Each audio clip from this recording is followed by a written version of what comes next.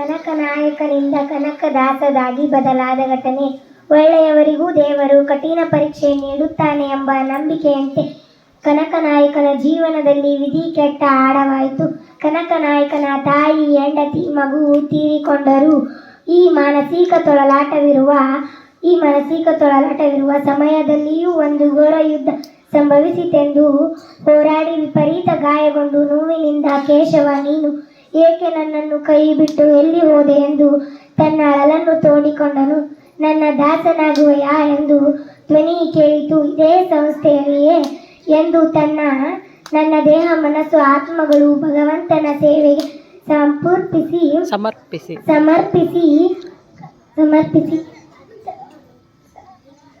ಸಮರ್ಪಿಸಿ ಕೇಶವನ ದಾಸವನು ಅಂದಿನಿಂದ ಕನಕದಾಸರ ದೈವಭಕ್ತಿಯಲ್ಲಿ